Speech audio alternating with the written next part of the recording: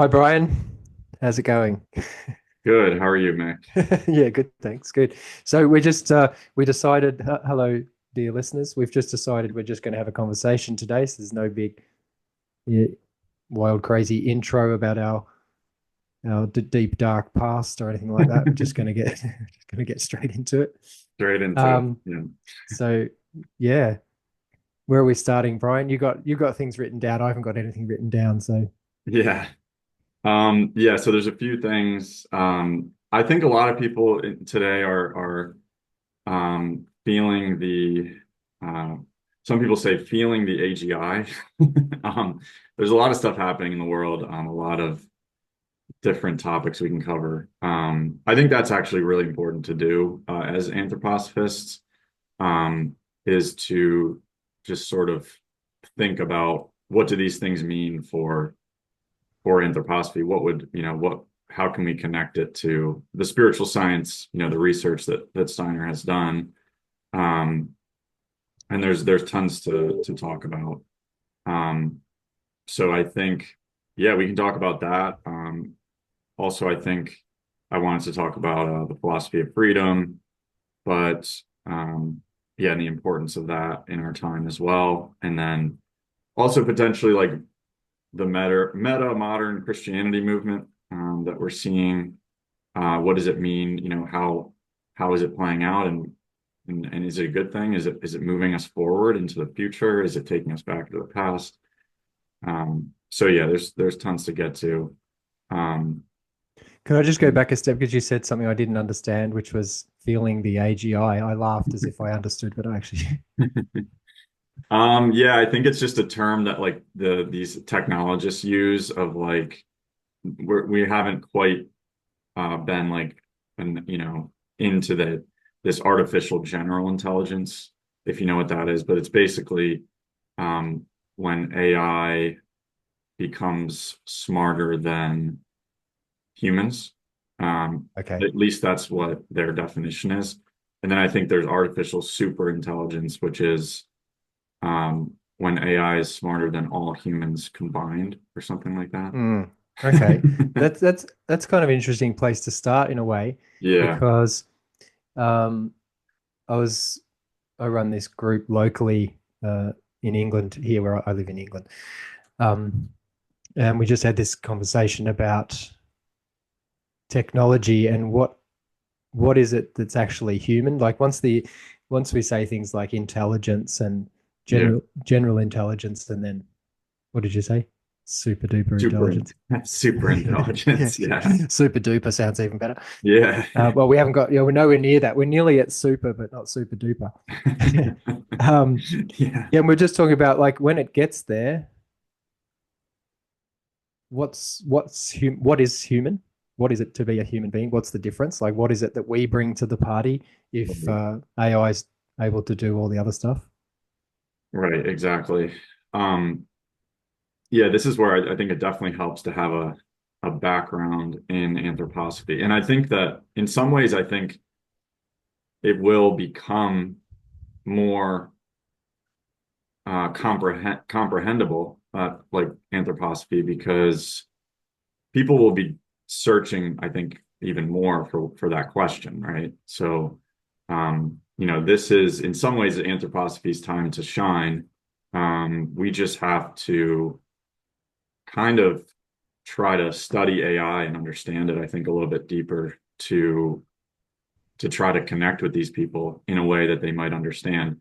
Because I think a lot of them come from a scientific background where they're just, talking about, bits and chips and like sort of the physical nature of what it takes to create this. But now we're getting to a point where they're asking about like what is consciousness, what is sentience, is this are these things sentient or conscious and things like that. So they're questioning, which is good. They're trying to figure it out. I guess, as an anthroposophist, like I feel that, we in some ways, like Steiner sort of gave us the path of what it does mean to be a human being, um, to be sentient, but also to have an ego. I think he would say, animals are sentient. He would say, human beings are sentient because they have an astral body, they have a soul. Then he would say, plants and rocks are not sentient. And so I guess that's part of the difference. But I also think connecting with the spiritual world, being a part of that process of the spiritual world, like, when they say like the AI is thinking, it's not living thinking. It's kind of a dead thinking. It's based on, all of the stuff that has ever been on the internet or all the stuff that has ever been spoken, even, I think. I mean, they might be training on this video soon. I don't know. But pretty much everything they're training on it. But at the same time, like that knowledge that they're training on is sort of Ahrimanic, I guess, if you will. Like it's kind of a cold, dead intelligence. Um, and we have the potential to have more of a living process of thinking, to actually know things more intimately in a spiritual sense, which I don't think the AI will ever have, because it's based on machine. It's machine intelligence. So it's really important to also see it as, yeah, like the Archangel Michael, right? He's all about the cosmic intelligence. And Steiner talks about, the cosmic intelligence, that we have to fight for it. We can't just give it up to Armon, who wants to take it and create more of a dead intelligence. And that's kind of how I see AI. I do see it as kind of a battle, for sort of humanity's future. What are we going to look like, um, in the future if we sort of merge into this AI system?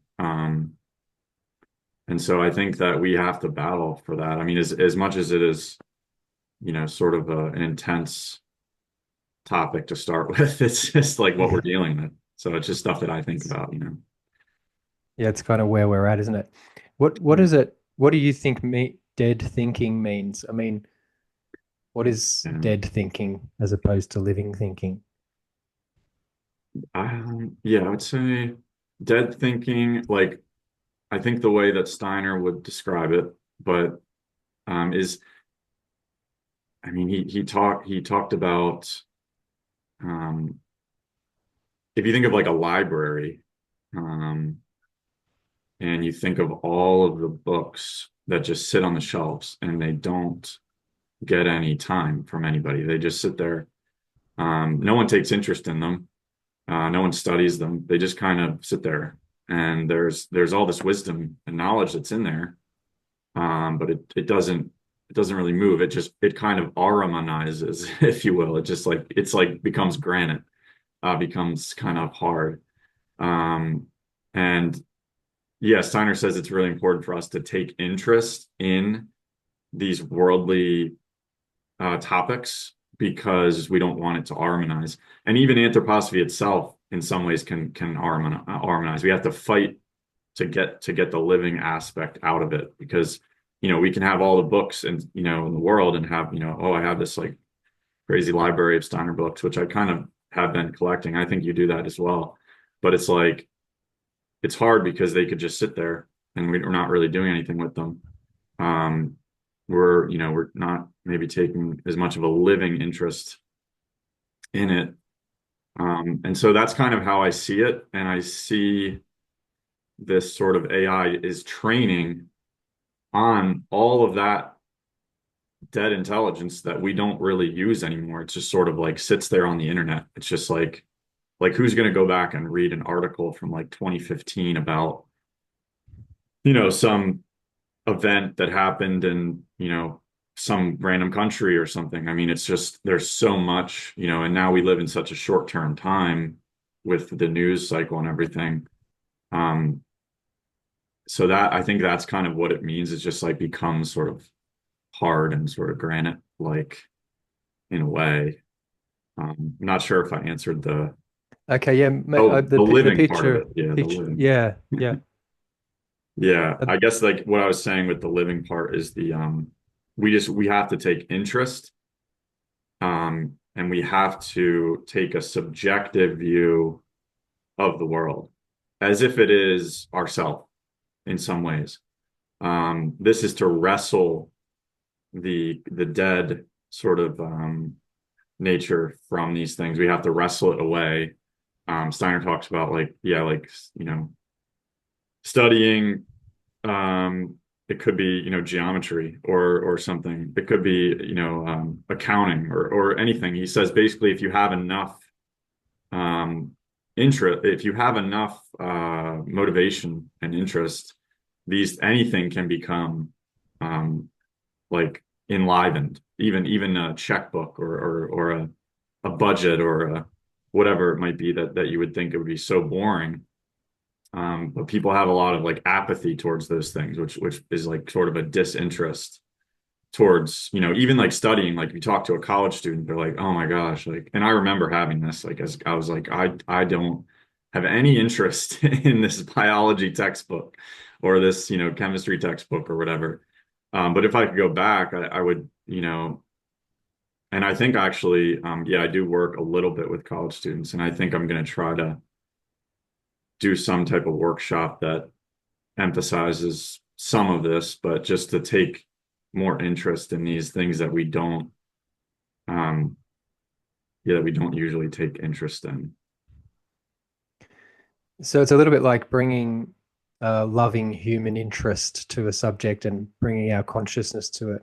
Otherwise, it's just dead. Humanizing it somehow by bringing our interest to it. Is that Yeah, what you think? I think so. Yeah, it's pretty much that, because, and then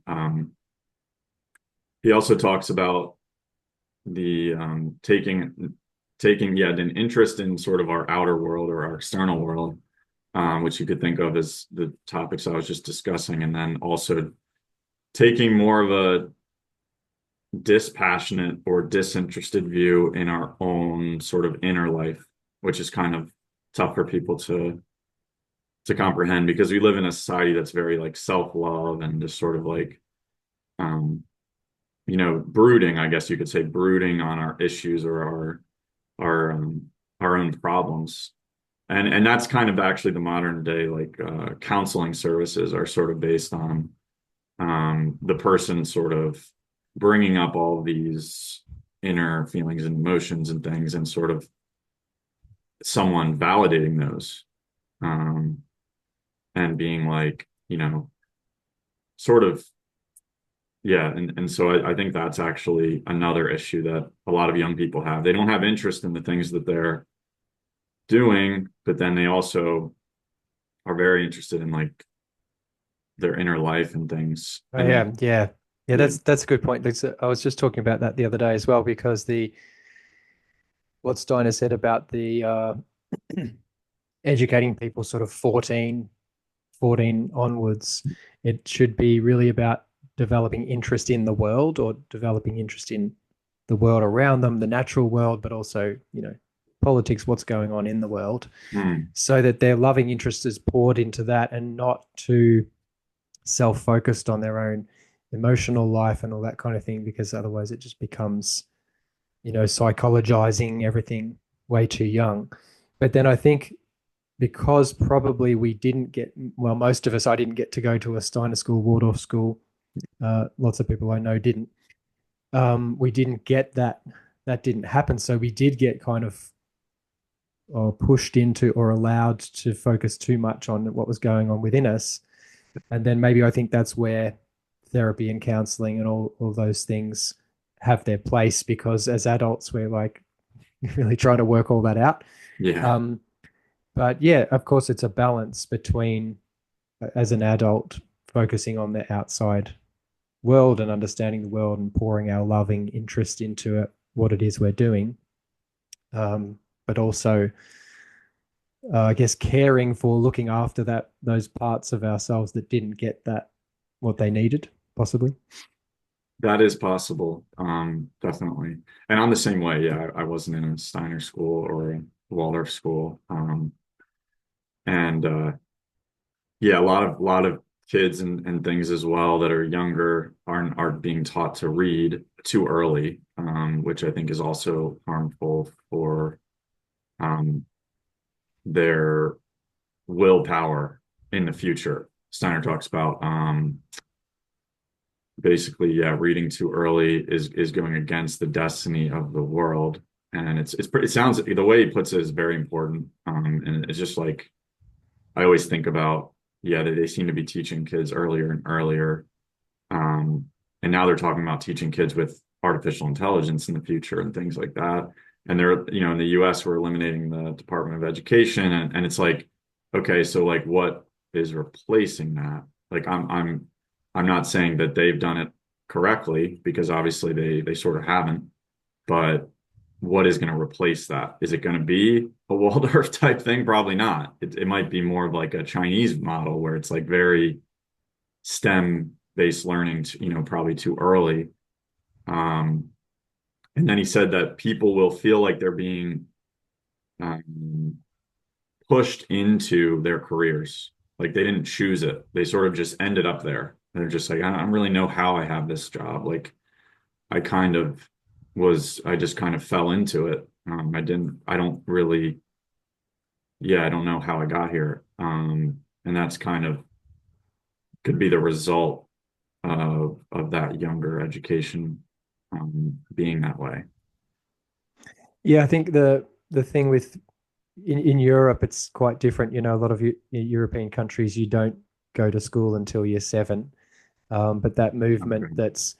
that's got children going to school younger and younger really came from America, came from the Okay. United States, That makes and sense. Yeah. this country, the UK, has sort of followed suit over the years. Australia as well. I mean, I started school at 5. Some people were even younger than that.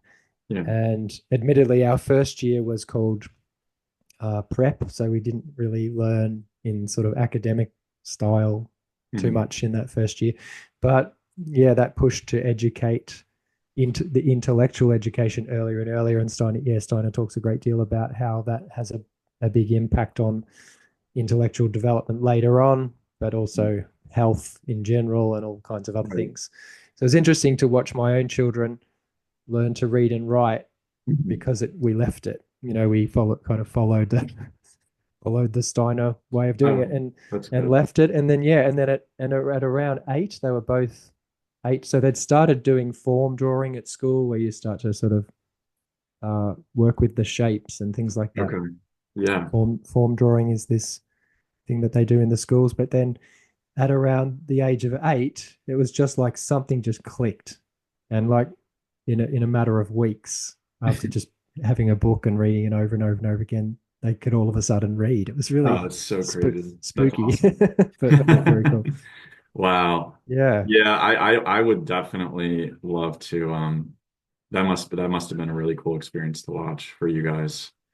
it's Um good just to see the theory be yeah. be proved in reality. You know what I mean? That's the Yeah. thing with Steiner's work. You can read all the stuff. You can say, okay, that's a good theory. That's a good theory. But when you actually then see it play out, Yeah. um, you know, and you see lots of different things play out. My son's now 18 and my daughter's 14, and you see all Mhm. these things happen that Right. are quite exciting. Just even sort of moral development things that Mhm. maybe took me till my early 20s or 30s. They Hmm. seem to just get about relating to other people. And I don't know, I guess it's not 100% about the education they got, but I think it's a big chunk of it. Yeah, definitely. Yeah, Steiner talks about I think those like 7 year time frames. So I guess the second 7 year time frame is the reading when that starts, maybe. I mean, it's almost as if like the spirit there's something from the spiritual world that sort of like comes in maybe at that point, or it's sort of just it's almost like a miracle. Like you said, it just all of a sudden, that they can read at that age. It's So just like, it's yeah. just they're ready. It's just like the way the Waldorf curriculum, and there's debate about what that actually is, but the way things are brought to them at the right time which, developmentally, what are they ready for? And developmentally, what can they take on, is in a sense given to them at the right time, psychologically speaking, Yeah. developmentally speaking. And so they're ready for it. And so they just lap it up and it does its magic, Yeah. That's my experience anyway. And I think we can, even those of us who have not had that, we can still, I think through spiritual science, like through studying spiritual science, we can almost like heal ourselves in all of the things that we didn't really receive, or like that we didn't properly get, I guess. Like I think he even talks about how like the humans will only sort of like evolve or like mature up to like 27, and then because it's becoming more materialistic, um that we'll just have a bunch of people who are like older but they're actually like 27 basically. But if you study spiritual science, you can actually continue beyond that development.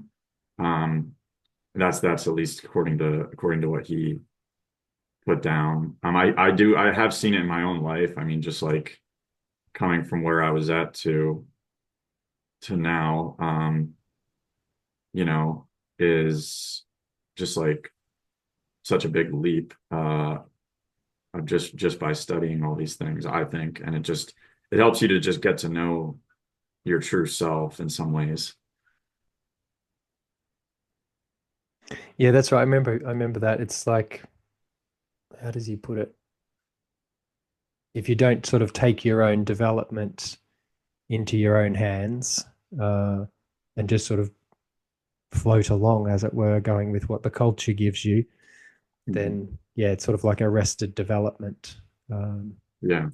People get stuck at 27. I don't know quite how to recognize that. Is this person walking around here who's 60 still 27? I don't know. I think I'm sort not of sure. just like the immaturity, maybe, if you think of like all the people who are, um, you know, losing their minds over like a football game or something. I don't know. Right. Things like this that they, which by the way, it's like I'm not judging. I was there.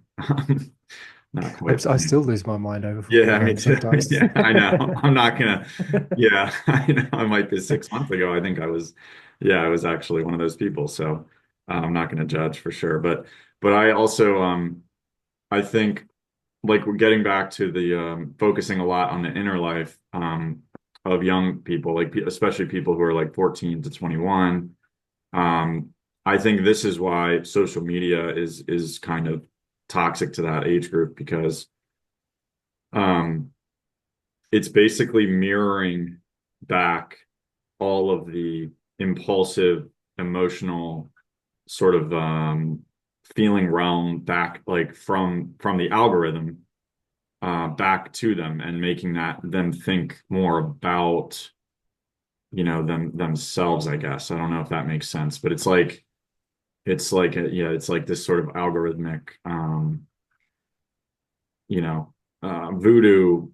I think they call it, and there's like a Netflix movie that it talks about the social media problem, and they sort of say, like, Facebook sort of has this like voodoo doll of you in the that they know, everything you click on, everything you look at, and then it just like feeds back to you all of those like things. But it's like sometimes, a lot of times, the things you click on, so you might do it because it's almost like an impulsive thing. So it's not really your true self. It's more of like your sort of lower ego drives and things like that. Um, and so I think that has been a huge issue because they're still developing in that area, in those ages, um, to, yeah, like taking more interest in the world. And social media, I think, in some ways gives them more interest in themselves. So Yeah, I think that's probably a good way to put it. yeah. And I don't know about in the States, but over here they're talking about banning phones on Yeah. this under 16s at some Hmm. point. That would be I don't good. know, I mean, I don't know if that's going to I've happen. heard whisperings of that, in certain states, um, certain areas here, I think, as well, are thinking about that. So yeah, I think that'd be a great move. Um, yeah. But speaking of like, sort of more of social issues. I hear a lot about in England or in your area that people are sort of like there's just more and more people I see on YouTube that from that area that are talking about like more like young people, like maybe millennials, sort of like struggling and just like having issues with economics, like just the wealth gap just increasing. I don't know if you've heard of like Gary Stevenson, I think his name is like Gary's Economics. I don't know, it comes up on my YouTube algorithm, but have you come across that? Is there sort of like this feeling of sort of dread for these younger people who feel like they can't afford anything and things like that? Yeah, I mean, I'm not. I don't think I've really looked at that too much, but I think a lot of people, compared to sort of my parents' Mhm. day, on a sort of fairly low wage, you could still afford to buy a house and Yeah. do all the things, and it's just yeah, in this country, the cost of living is just out of control. Hmm. And I think young people, and I'm not, I don't know, am I a young person? I don't know, but it's, it's still a struggle for me and most people that I know. So, Hmm. Yeah. uh, yeah, I Yeah. don't know what's going on there. I remember reading this book a little while back. Laurie Lee, I don't know if you've heard of him. He's dead now, but he was an author. Anyway, this is back in the 40s, I think it was. He got a job just as like a brickies laborer, building. Did you know what brickies laborer is? Do you know what I mean by that? Bricklayers No, laborer. yeah. Yeah. Yeah. So got a job like, the lowest skilled job, really, Mhm. one of the lowest skilled jobs you could get. And even on that wage, he was able to have a place to live where 3 meals a day were cooked for him or made for him. His washing was done, um, and then he had money left over to go out on the weekend. So, Yeah. but that's kind of impossible now, really, Yeah. to to live like that. So, what's going on? I feel like the wealth has just been sucked up. I always have this image of it being Yeah. sucked up by the big multinationals and all that, and Yeah. because technology is already saving so much of the labor that Right. needed to be done by people in the past. But where's the wealth gone that's been generated? It's, Exactly. I mean, of course we do live more, we live better, I guess, than people did, 100 years ago in general, in the Yeah. West at least. Right. But it still doesn't feel like it's matched up.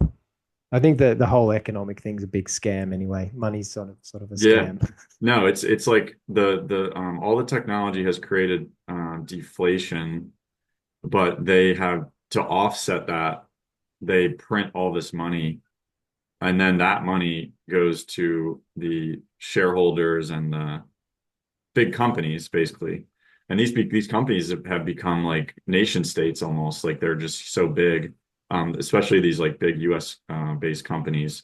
Well, they're worldwide, they're world companies. I mean, obviously everyone uses, Apple, Microsoft, all these things. Um, but yeah, I mean, there was a stat that just came out about America that the top 10% of Americans account for 50% of our spending on like our GDP or something.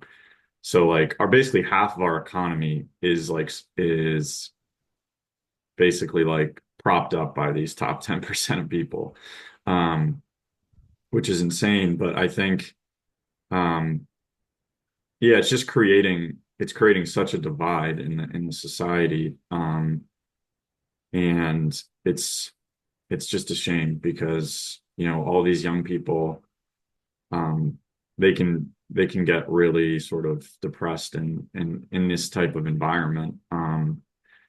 And and then you have AI coming in now that's like threatening to replace a lot of these like more basic jobs.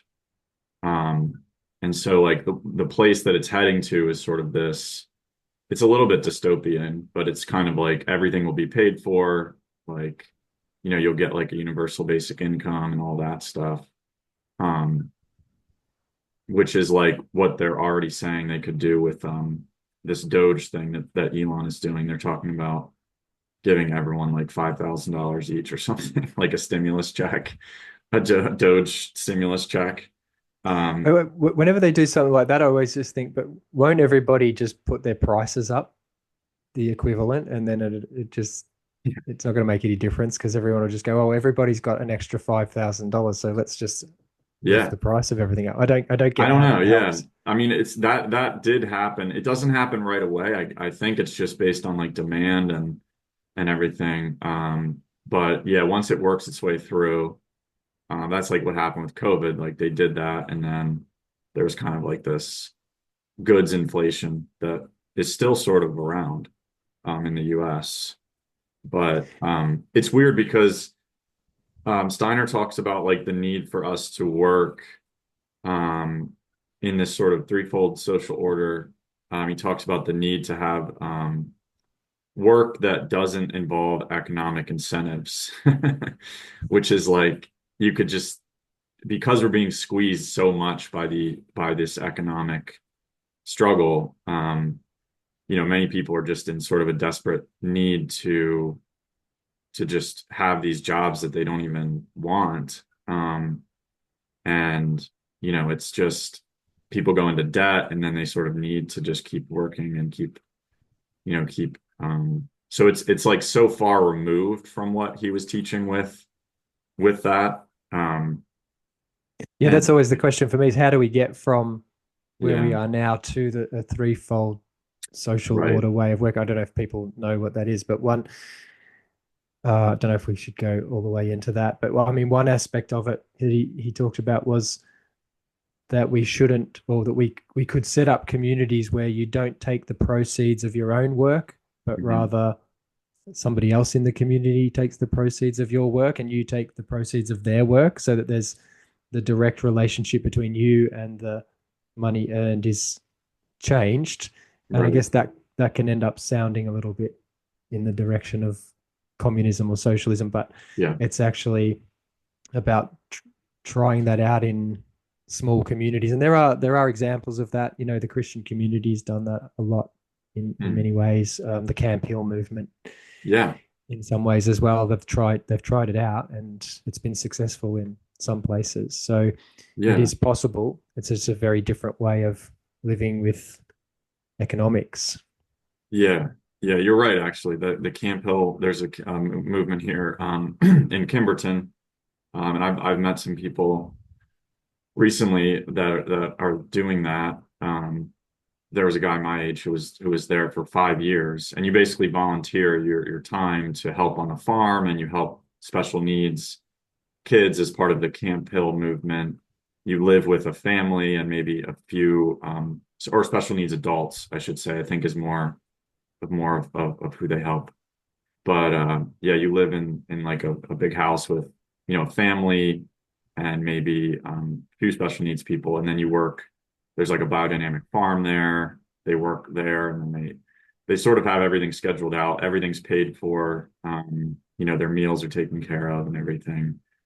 Um, but to have it actually happen in like yeah, the society we live in now, it just doesn't seem plausible. But there are some people who think like we can work backwards, like once we like in this futuristic sort of utopian world, like that maybe if none of us are like working technically, we could like kind of create our own like communities based on, just like studying spiritual science and just like helping people and just like things that you would do if it wasn't for the economics, basically that you would try to like do everything you could to help the community that you're in. Um, but I think we can still do it in small ways. Like we can still try to help the community or do community activities. Um, I think one of the biggest things is like cultivating people's talent, like their individual talent, which I think like it's everyone is born or comes down to the earth for some kind of reason, and like there has to be people out there who can identify what that is and then help the person realize that. And it's you know probably happens a lot more in Waldorf schools and things like that, but yeah, everyone's sort of having those individual talents it's kind of like an entrepreneurial spirit in some ways. Um, sort of like you do things like that. You have like your own sort of business that you help people, and you're working out of like, the spiritual science um and yeah, I actually hope to do that in the future as kind of like a life coach or maybe counselor. And I've actually looked into the anthroposophical psychology program that they have at Kimberton here in Pennsylvania, um, and potentially getting certified in anthroposophical psychology, and then maybe becoming like a life coach. Um, so that's kind of like something I've been looking into doing. Yeah. Mm. Yeah, I think you're right that it's this entrepreneurial thing. It's like being a spiritual entrepreneur in a Yeah. way that you take what you it's more like rather I was going to say you take what you learn in anthroposophy and you turn it into something, but it's more like you become the idea in a way is that you become more and more yourself, more and Yeah. more who you are, as it were, the more and more your true individuality. And then you bring those talents and abilities and offer them up to the world in a way. Yeah. You know, looking around and saying, well, what's needed? That's one thing Yeah. I think relates to this as well. The whole economic thing is Steiner said rather than looking inside and going, what's my passion? What do I really enthusiastic about? That's a part of it. It Yeah. helps if you're enthusiastic about it, but also to look around in the world and say, actually, what's needed, and Yeah. then bring yourself into the world order. Actually, that's a bad phrase, isn't it? No, Bring no, yourself actually into that the makes sense. It's been captured, but no, okay, yeah, yeah, the good world order or the yeah, I don't no, the know, cosmic order, you could the say, right? cosmic order. Oh yeah, yeah, okay, I like There that. you go. Bring yourself into the cosmic order in a good way that uses your abilities and talents, but also is good for the work for the other and the world. I think that's I think that's where what you said before the an economic model based around the threefold thing. It's about trying it out and in very small ways. Mhm. And that's the other thing I want to ask you because I know you much more. I threw out a phrase just before. I should clarify as well. I said when I said money is a scam. Oh I was yeah. sort of talking about the fiat currency, and I Ah, don't yeah. really know how to explain that very well. But the whole fiat Mhm. currency that's continually losing value.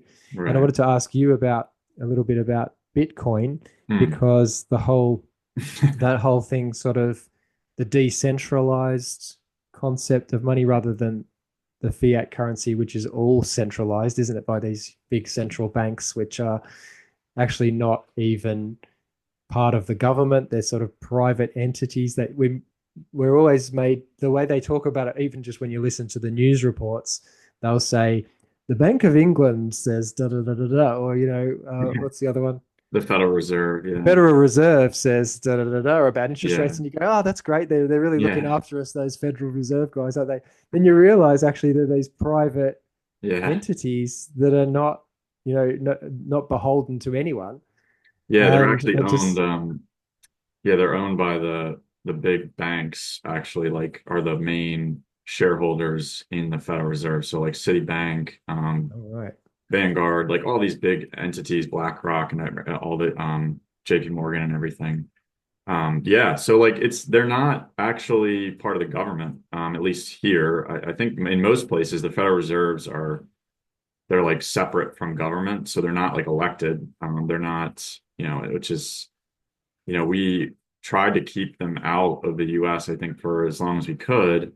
And then you see in 1913 they come in, and what happens then? Then World War I is right away. So I don't know if Steiner, like, I haven't found, I mean, yeah, I know he talks about like the secret brotherhoods and all this stuff, but like I haven't found him go deep into like the Federal Reserve's impact on the world war, but I could be wrong. Yeah, I Um, don't I don't know I don't know that he does. mhm. But he But that's how they does. funded it because it's just like a money printer basically. So it's like once that sort of came into place, everything was in place to have that happen. and then even the Great Depression and like all of these types of things basically were sort of engineered in some ways by the Federal Reserve. Um, they took us off the gold standard and all of these things. And yeah, Bitcoin is trying to have basically a limited supply of money that is peer-to-peer transactions that it just involves like no money person or bank or Federal Reserve like that's in the middle of that. So like I could send you some Bitcoin and like, no one could stop it. It's basically immutable. It's like secure and it's decentralized. So that's like the technology that they came up with. And yeah, now the government is kind of embracing it, which is like sort of good and bad, but it's like there's some bad aspects to what's happening with it now. It doesn't feel as sort of like cypherpunk as it was before. It's kind of, yeah, so there's good and bad aspects to it. I mean, you also have like silver and gold, which are like original decentralized money. Um, and I could go to a farmer's market and give someone, a silver dime for a carton of eggs, which used to be it's probably not anymore because the eggs have gone up so much, but it used to be like a standard thing that you could do. Most farmers would take the silver dime for a carton of eggs. But that's kind of a way for us to like transact outside this system, which I think like in the future probably is going to be needed. I don't know which one, silver is more like using silver and things like that is more private. Bitcoin is actually a public blockchain, so it's not like private. So like everyone could see that they would see that money was sent, from one person to another. They wouldn't know exactly who it is, but then so it's like pseudo-anonymous, but then they could track it back if they wanted to Wait, like so sorry, who's they? You mean like the government could yeah, track the it? government they could track the transaction because it's But all they public. can't but they can't stop it. They can't stop it. Yeah. They can't stop it. It's uncensorable, I guess. But yeah, they could see like, oh, his Coinbase account has this, social security number, and then that sent to this address, and then this address sent to that address. So they could track it because it's all public. Um, it's all sort of visible. But it's like, yeah, it can't be stopped. Once you get it on the chain, it can't actually be stopped. Um, so yeah, the US now has this like strategic Bitcoin reserve that they just passed. Um, and yeah, the price of Bitcoin has gone down from like where it was when this whole, Trump presidency came in, and there's a lot of like scams involved with crypto as well that are happening that I think have sort of kind of washed out some of the money that was going into it. So, but it's an interesting concept as part of the threefold social order. I've definitely thought about that. I think it separates, money and state in some ways. Um, but now the state is getting more involved, so it's like I don't know, it's so Interesting to see how that plays out. Yeah, yeah. because it is decentralized, but the state are getting involved. How's that going to impact it? And yeah, can it be brought together with the threefold social order way of? I suppose it can in a way if you're not Yeah. taking the proceeds of your own work and somebody Right. else is. It's maybe easier to manage that in a way. Yeah. I think cash seems like it's on its way out in lots of places. There's this estate just near here where there's a cinema and there's a cafe and all that stuff, and they just don't take cash anymore at all. Wow. Yeah. Mm. That's happening a lot more in Europe, it seems. And I think that, yeah, they're more apt to potentially bring in like that central bank digital currency, which is something that we want to try to avoid at all costs. Here, at least in America, that's like a top priority. But I think in some ways they're going to try to use like private stable coins, which are actually on other blockchains, not necessarily Bitcoin, but like Ethereum, which is like a smart contract platform. So that's more of like executing peer-to-peer financial transactions, and it's more lending and borrowing. You can create like companies sort of like on the blockchain, which in some ways I think is pretty cool. Like, and I think about the threefold social order, but it's like you can create like an organization, and then the tokens allow you to vote on different proposals that are happening. So like theoretically, you could have like a community project that you gave everyone equal tokens, and then all the votes would come in and it would be visible. It wouldn't be like you voted for this because I said it's like pseudo-anonymous, but it would be visible of where the votes came in. So I think in the future we should use these for like elections and things like that All because right. Okay. it's just completely transparent.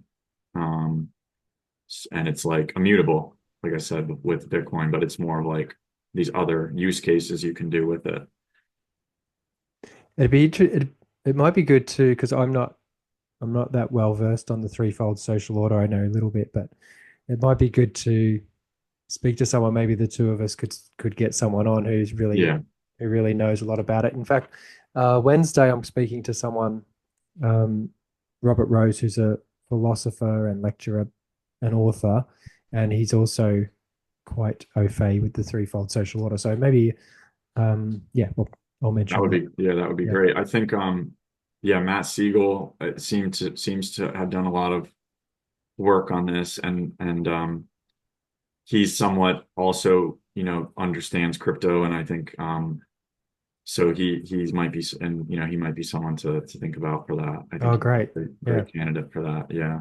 Excellent. Okay. Yeah. Yeah. Cool. Where are we up to? Got anything else written Yeah. down there? Yeah. So yeah, how about like the modern Christian movement that we're seeing in different circles online? It seems that more and more people are converting to some type of Christianity. Um, a lot of even Catholicism, I think, has increased, which is like I think it's increased more than it has in many years.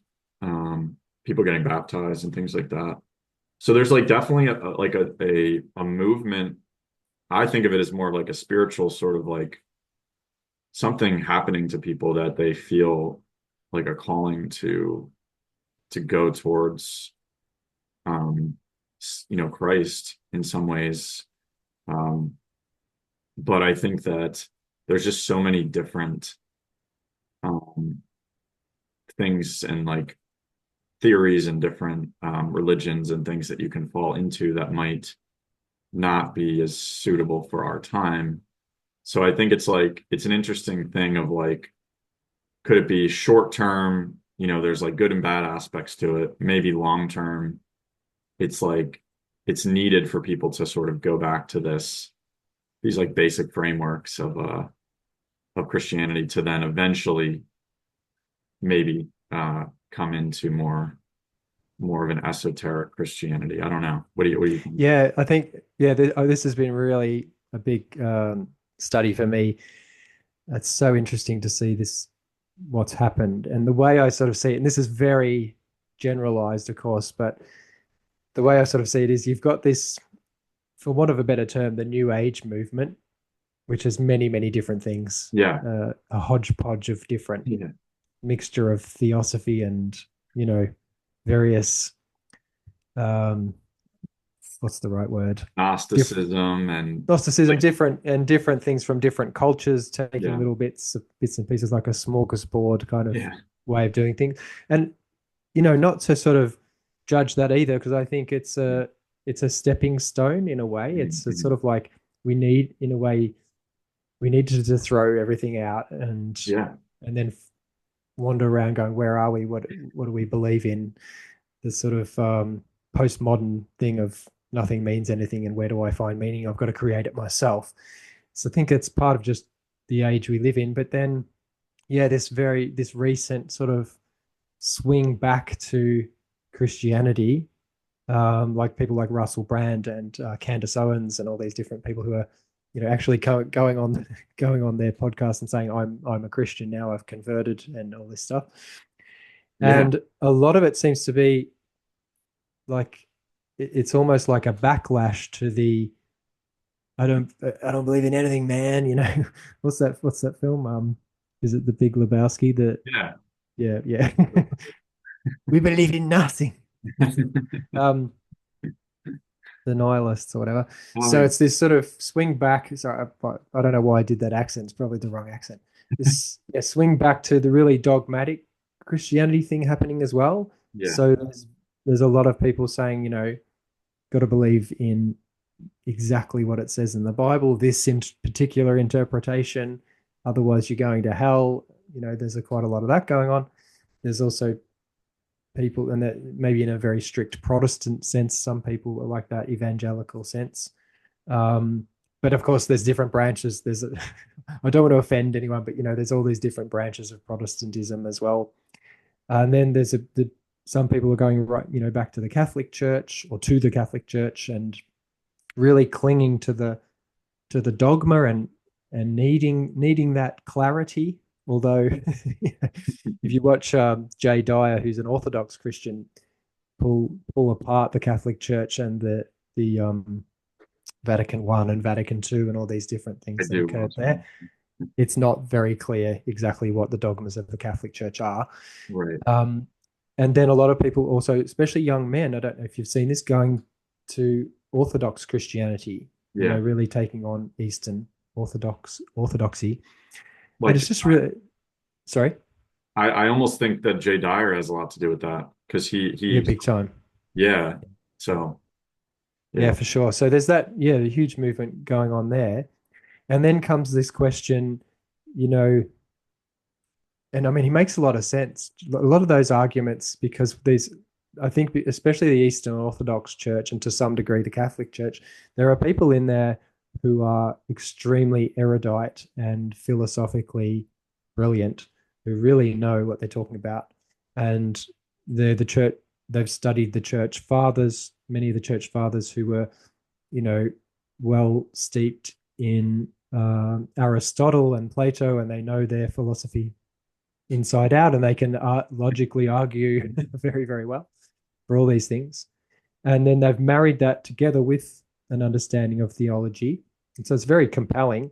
And they also have you know, the rituals that a lot of people, I think, today are really longing for ritual Yeah. and to have this sense that we belong to a community, that we follow the course of the year with all the different Mhm. celebrations and feasts that take place throughout the year, and it brings a lot of cohesion to one's life to enter into that.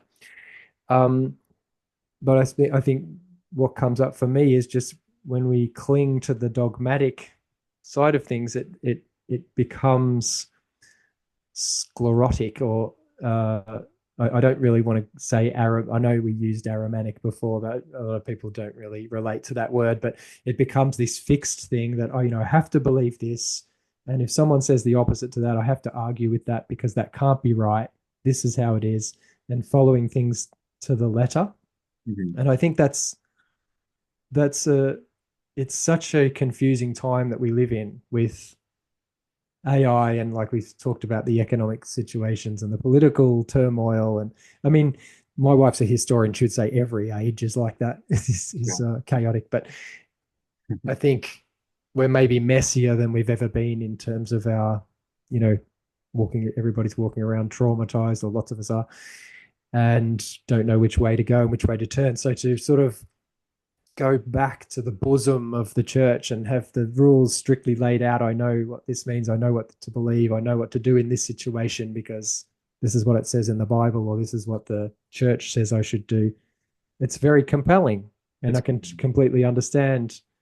And sometimes there is also an internal, you know, deeply spiritual experience that people have had yeah. of Christ, of Jesus Christ. Some people have even, you know, seen him or had a real true experience of him in some degree. And so they go, oh, right, I've had this experience. Where do I go? Okay, I go to the church. I go to that church. So it makes sense. Um, but I think that what Steiner was bringing forward was this um, different conception of Christ, or let's say not a different conception of Christ, but rather a more multifaceted conception of the Christ being and the nature of who that is and what he did or what he gave and all those things. Um, and I think what anthroposophy offers is this sort of middle path where you have, you know, it is about the individual, but it also is about the community. And it's not clinging to a dogma, it's you finding your own way through that. But it's also not just a hodgepodge of random thoughts and ideas. It's coherent. It has got a coherence to it. Yeah, I'm rambling now. Anything to Yeah, add? no, those are all great points. And I think that, you know, yeah, the dogmatic, I actually, I have trouble with the word dogma and like how, even how it relates to anthroposophy. Like for me, I have so when I read Steiner, it's like it almost seems contradictory. Like sometimes he says we have to be very correct in what we're saying about like anthroposophy, or he says like we have to fight for the spirit, we have to fight for the truth, um we have to stand up for anthroposophy. And in some senses, we have to debate, not necessarily debate, like Jay Dyer, because I've actually like you know how he does those debates? Have you seen those? Yeah, Yeah, yeah. it's pretty he gets pretty like mean actually to some of these people, but I've actually like debated should I like go on there and be like, hey, like anthroposophy is, you know, and then try to like refute him. It's, you know, but he's sort of so sharp. It would be really, I'd have to be really on my game to and like study his past views and all this stuff to get to do it, to do that. So like how do we um you know, like how do we actually get through to people, or should we try to get through to people? Like I just always struggle with this. Like I watch like John Vervaeke and like people like this, and for some reason he's been picked up by like the, I don't want to say like the establishment, but like the big YouTube channels. Like he's just on these massive channels. He's been on Rogan and Tom Bilyeu and like all these big channels. And like Is this the Protestant guy? I'm not sure. the meaning crisis. Have you seen that? The guy Oh who yeah. he wrote the book, The Meaning Crisis. Yeah, so he talks a lot about different philosophies. And he talks about like he's a Neoplatonist, but with combined with like Zen. But he talks about how he like came from evangelical Christianity, so he sort of um had bad experiences with that. So I think a lot of people who have actually had more of like a dogmatic upbringing have to go the other way. They have to go towards like the Eastern view. And then now it seems like those people are now coming back to some kind of Christianity with more of a better perspective, which I think I relate to that myself. Like I was raised Catholic, and then I sort of went into this like more Eastern sort of like psychedelic almost like view of things, like Terence McKenna, Alan Watts, you know, Ram Dass, like people like that. And then which I think are still valuable to listen to, and interesting. But for me, it's like I have to understand, I had to go deeper. That was just like a need that I had.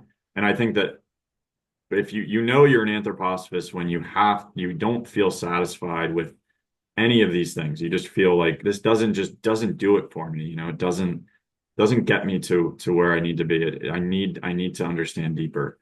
Um, and I think with people like John Vervaeke, he's very smart and he's very intellectual, and sometimes he's hard to follow. But to me, he takes like a very abstract, sort of like subjective view, and you know, it's like it's kind of his own view of things, right? It's not really like an objective spiritual reality like Steiner sort of taught. And, you know, I think that he would sort of consider um, anthroposophy as sort of like conspiratorial sort of spirituality, I think he calls it, or something like that. So he kind of avoids that, um, you know, but he he does talk about the appreciation of Christianity, the value of Christianity.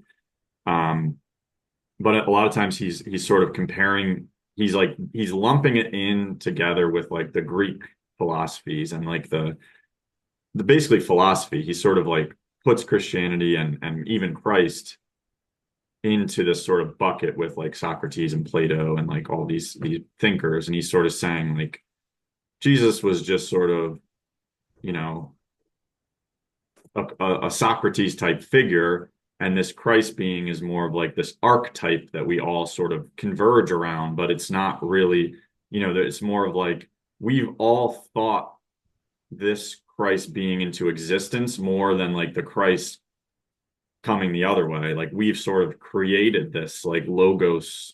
That's how I kind of feel like a lot of these types of people are talking about it.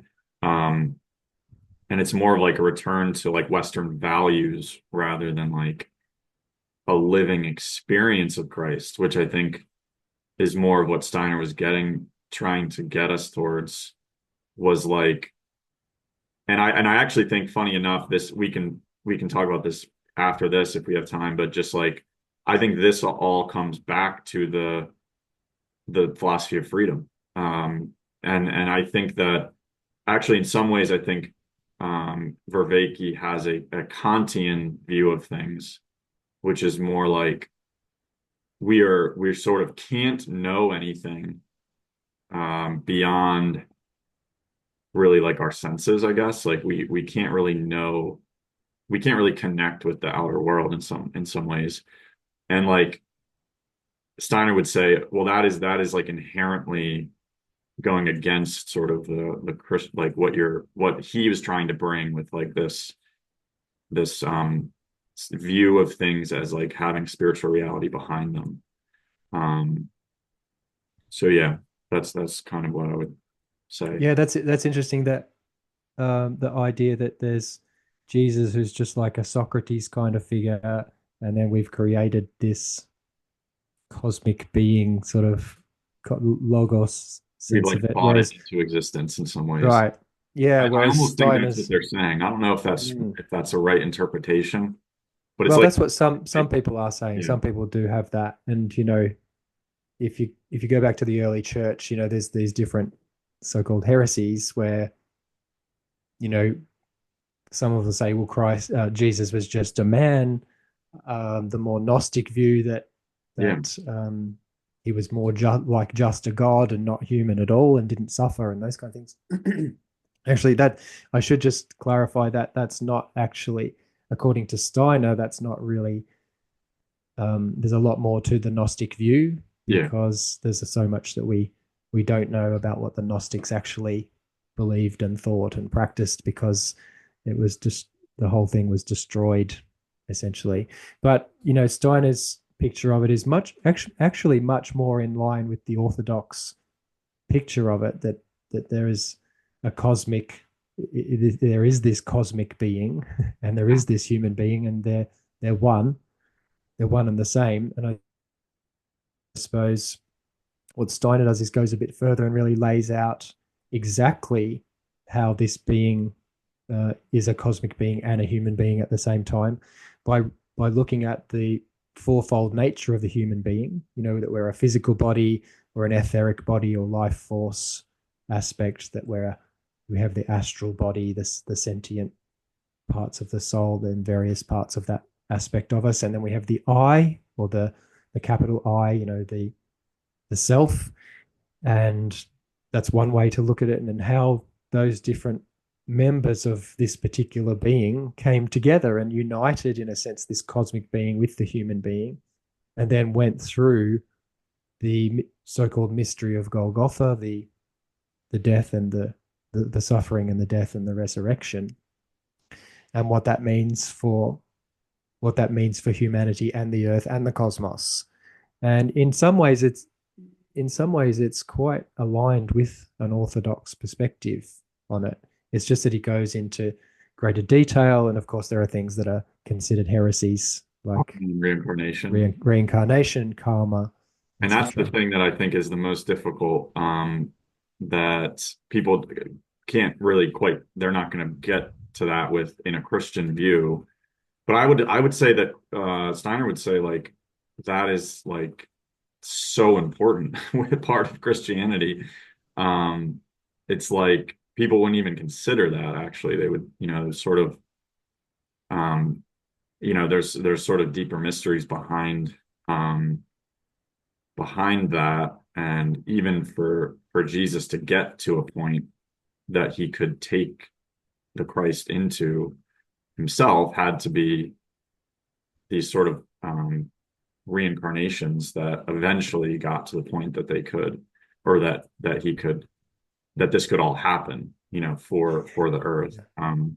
Yeah, and that's the problem with that's where I think the problem with dogma comes in, Yeah, because if you cling to a dogma, even within anthroposophy, if you yeah, cling to a dogma, these whole what I just said could become a dogma. You could mm, make it your own dogma. And as you say as you said at the very beginning, as soon as something becomes not living, and in all of these concepts like etheric body, astral body, etc., they can all become dead concepts. yeah, They can all become aromatic concepts. Um, but if we cling to the dogmas, and then we can't sort of accept anything new or anything different, then we can't. What if there is something that we didn't fully understand, or we didn't have right, or that the dogma didn't sort of allow for, but it's actually true? You yeah. know, I think that's where we get stuck. I just All of think, us, and I don't just mean Christians who cling to dogmas. I mean all of us who yeah, cling to dogma. We're constantly doing it. And yeah, actually, one of the 6 exercises that Steiner gives, these really important sort of fundamental spiritual exercises, is practicing open-mindedness, yeah, or withholding judgment. So when we hear a new piece of information, to actually not immediately form a judgment about it, to, in a sense, like the way I put it is put a question mark next to it, until I have, more perspectives and more understanding, more information, even. Um, then I can remain open. And there's a spiritual aspect to that when we begin to have true spiritual experiences, that we don't immediately form a judgment about them. But yeah, yeah. anyway. No, that's so important. And that's one of the main things. I mean, I just personally am trying to figure out and work on. But it's helpful to hear you say that because um I think we have to take a bigger view, I guess, right? Like we can't, we there's only so much um that we can do. But I think in the end, people, there are certain people who need anthroposophy, and then I think they'll find it if we continue to have conversations like this. People will discover it, and then if it is meaningful to them, then that's their path, but um it's just hard because there are people who have these strong opinions that it's like, should we be refuting these based on spiritual science, or is that creating a dogma of anthroposophy? Yeah, well, I think that goes back to your question before about, should we try and convince people? Right. Um, and I think to a certain degree, it sort of depends on the individual. So let's say let's say you are somebody like, I don't know if people know who we're talking about, but Jay Dyer is an Orthodox Christian, also a Yeah. philosopher, someone who has a YouTube channel that's been really successful, and also talks a lot about politics and conspiracies, but Yeah. true conspiracies, if you know what I mean. Um, and he is a very good debater. So he's very good at with logic and forming an argument and challenging other arguments. And I think if you were that way inclined, or if I was that way inclined, and sometimes I am, I'd have to really have all my ducks in a row before I try to Yeah. do it. But I think it's worth, yeah, it's really worth challenge. I think debate has sort of disappeared from the public discourse in a way. We just get, all Yeah. we get now is just these little snippets of bits of people's thoughts and philosophies on the news, Or like actually. replying on like social media. It's basically just replying back and forth to each other. But That's right. Yeah, but not true debate where you dig yeah. down into really challenge. It'd be great to hear actually Matt Siegel debate with Jay Dyer or something. I'd love to hear that, something like that. But I think if someone is articulate and astute and really does understand what they're talking about, it's really good to have debate. But I think there's a time and a place for it. So I think, you know, I probably did this too much when I was younger, but you kind of want to go around debating everyone about everything. I remember with the first Iraq war, I was like debating my grandfather about whether we should be fighting the war, and it wasn't helpful for our relationship. So I think it's it's a little bit like in the right place at the right time. Have the conversation, and coming at it where it's not I'm trying to convince you. It's just let's try and get to the truth. And this is a great thing Steiner talked about in, I think it's in Knowledge of Higher Worlds, that in conversation, that what we want to get to in a conversation is to the truth. It's not about me trying to convince you of my points and you trying to convince me of yours. Let It's go more of like, ourselves to get to the truth, he says. I think we have to sorry, say again. we have to let go of our own ego to get to the truth, like the objective truth. And actually, I heard like I was doing some workshop and they said like groups of more than 20 or 30 people coming together and trying to figure out the truth or whatever, they test better than like the best subject matter expert in like whatever area possible. So it made me think like what kind of like objective truth are we connecting to? That we have to let go of our own self and like hear from everyone's aspect or thoughts. And that somehow is better at most subject matters than any experts actually. So it's kind of something to think about. Yeah, sure. And I think also just in a one-on-one, Yeah. it can really be about how well am I able to listen with, again, that loving interest in what the other person thinks and believes, and can I really even understand what they're saying from their perspective? And then my understanding goes to a new level. And I think in there's a Steiner describes that as the thought path to Christ, that I can actually listen so deeply and so interestedly to what somebody else is saying that I fully enter into their world. And then in the act of doing that, something new arises. It's not just that I'm stuck in my position and they're stuck in their position. Because I've, in a sense, put myself aside. The way I always describe it to people is just, it's like take all your opinions off, like you're taking off a coat, and just sort of hang it up over there for the duration of this conversation. You'll keep looking up to try and put the coat back on every five Okay. seconds Yeah, definitely. when they trigger you.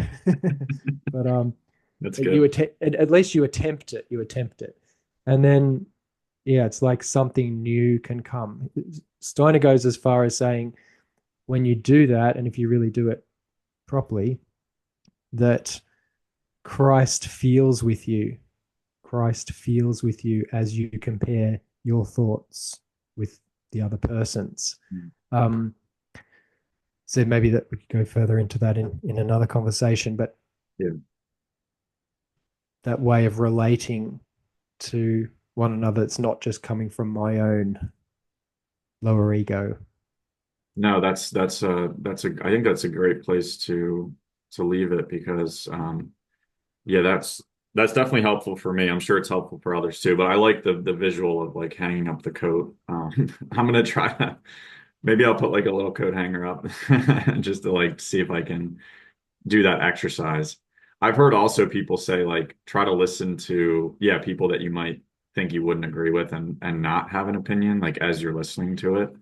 Um and just allow it, even if it's like, I mean, for Americans, probably put, political channels. I Yeah, yeah, great. I always think of that. I always suggest that actually tried uh, it. to keep it balanced. I always go, well, like if you don't like Trump, listen to him and really try and understand where he's coming from. If you don't like I don't know who is even his opponent now. I was thinking Biden, but Oh, come on. Kamala Harris or whatever. Listen to her Yeah. and see if you can just really understand where she's come from, what's behind the words.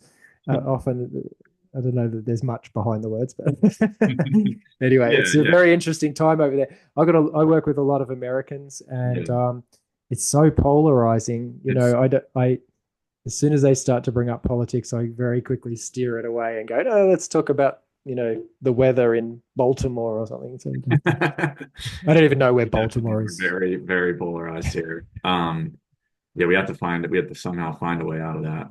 But Well, I not think that's the way out of it, oh right. personally, is Yeah. if every, imagine if a sizable chunk of the population took on, I'm going to listen to this person that I, this is the problem. The people who don't like Trump think he is the devil. They think he's evil. The people who don't like Kamala or Biden or whoever think that they're evil. They Yeah. don't just not like them or think Right. whatever. They think both sides think the other side is evil. It's like, God, where do we go with that? So I think this act of seeking to understand what they're saying, and maybe even a step further, and this is maybe one last point in Knowledge of Higher Worlds, Steiner talks about um, when you're really trying to understand another person, to say to yourself, if I had had their exact upbringing, same parents, born in the exact same place, at exactly the same time in history, been through all of exactly the same experiences, being a third child or the first child or second child, whatever it is, the same comments from every teacher, the same experiences in school Yeah. sports or whatever, everything exactly the same. Would I not be behaving the way they are right now? Would I not believe what they believe right now? Would I not be saying what they're saying right now? And I think you start to explore that question, and it opens a lot of things up. And if everybody, not that I can say I do it that well, okay, I'm not here. What's the word? Proselytizing. I can't even say the Yeah. word because I fail at this every single day. But if everybody sort of took that on, even just a smidge, I think that could potentially shift things. Hmm. Definitely. Yeah, I like that. Well, it's a great conversation, Mick. Appreciate your time. And hopefully maybe we can do this again. I mean, there's always things to talk about. I know we didn't really get to the philosophy of freedom necessarily. Um, but yeah, maybe next time we can do sort of talk about the philosophy of freedom and who knows what else. But Sure, sure. Yeah, it's not something, I'm still working on understanding that book. So yeah, I think a yeah, lot of people are. It's something we have to keep coming back to. Steiner said that that's the thing that will live on the longest of any of his work is the philosophy of freedom. So in some ways, it's like the most important. I think maybe that's why it's the hardest. And there's a lot of people who are just like, I can't get through this. But if we understand the importance and sort of that if we understand the importance of it, we can devote ourselves, more to it, I think. Oh, I would also recommend, yeah, there's a lecture series. It's just 3 lectures. It's called The Redemption of Thinking. Have you heard of this one? I've heard of it, but I haven't read it. Okay. Okay. Yeah, I highly, highly recommend that. Let me just put The Redemption of Thinking. Mhm. Um, so it actually talks about, it's all about Thomas Aquinas, which is, which is interesting. And yeah, he talks about how spiritual science is basically the culmination of Thomas Aquinas and then Goethe, sort of the next step of those two combined. And he said that Thomas Aquinas just couldn't quite get to what is behind the science or the nature of science. And Goethe then sort of took the next step. And then spiritual science is like the culmination of that. And it's so interesting. Yeah, the third lecture specifically is like, I actually think it's one of the most important lectures that he ever gave. And that's just my opinion, but I think it's probably not one that people really know about much. I sort of stumbled across it. But yeah, he talks about the sort of the Kantian view versus the philosophy of freedom view, and Thomas Aquinas, and yeah, all these different things. You can connect the dots, but Mm. it's great. Sounds good. I'll dive into that. That sounds Yeah, like a good one. Thank you. definitely. All right. Okay, yeah, thanks for the conversation, Brian. Let's do it again soon. All right. Sounds good. Okay, mate. Bye for now.